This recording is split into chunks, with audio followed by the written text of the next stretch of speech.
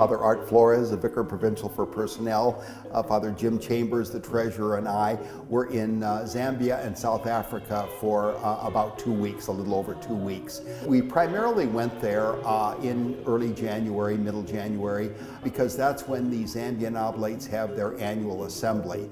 And at the assembly, when all the Zambian Oblates gather together, they give a report on the ministry they're doing, how their community life is going, and then they also always talk about some new ministries, some new ventures that they're undertaking that they want to get the support for from the larger group of Oblates. The one that I am very proud of is the Oblates have been asked to coordinate the prison ministry in Zambia. There are, I think, about 30 prisons in the country of Zambia, and there's no coordination. There's some visiting of prisoners. Oftentimes these prisoners are not given sufficient food to eat. In fact, I learned that the basic expectation of the Zambian government is that when you are in prison, you need to rely on a relative or a friend, a family member, to give you food, and they don't supply that for you. There's also obviously the spiritual component to this whole thing that Oblates as chaplains would be able to perhaps have a Bible study, celebrate the sacraments in prison for them. There is also, of course, a tremendous emotional and psychological need that these prisoners have. There's often a lot of guilt feelings about whatever crime it is they've been accused of, whether innocent or guilty. They have a hard time dealing with that. And one of the main issues that we learned about is that when they leave prison, when their time of service is over, going back to the community, trying to find a job, because there's a huge stigma attached in Zambia, as there is in most countries when someone leaves prison, a huge stigma attached to their going back and trying to reintegrate into society. St. Eugene himself visited prisoners. That was one of his primary ministries, because he realized too that these are the ones who are forgotten and neglected and left out of the mainstream of society. Eugene tells us in that Lenten sermon that he gave that we need to teach people to be human beings, and then to be Christians, and then to be saints. And so in terms of prisoners, this is often a long road in terms of teaching them this lesson that Eugene taught us Oblates.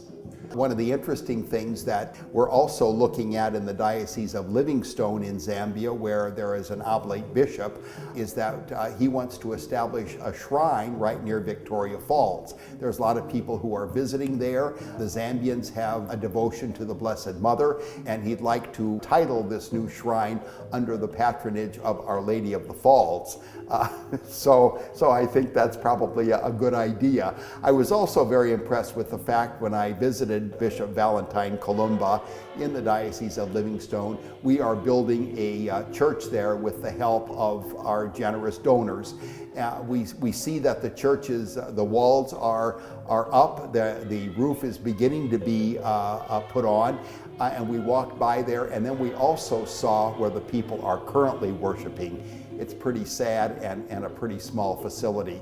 Bishop Kalumba told me that there would be about 600 people that would come to that first Sunday Mass because of the extra room when this new church is completed. So it's certainly a project that is necessary, and he's waiting for it to be finished absolutely as soon as possible. It was great being at this assembly, though, because there were about 50 Oblates at the assembly. All, of course, or almost all of them, quite young.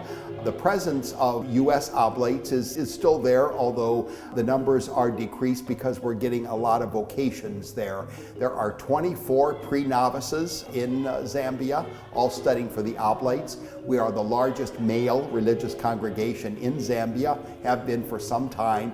And the work we do there is quite impressive. One of the things, too, that I think the Oblates are especially adept at doing is inviting lay leaders to help us in our work. The needs here are so great. The number of people that want to hear about the gospel is so many that there's no way we can do this alone, even with a lot of vocations. And so we recruited lay people who are leaders, who have a lot of gifts and talents and are very willing to help us in this ministry. We have a great tradition in these mission places where we are of inviting these gifted and talented people to help us in our ministry, and they've been a tremendous blessing for us.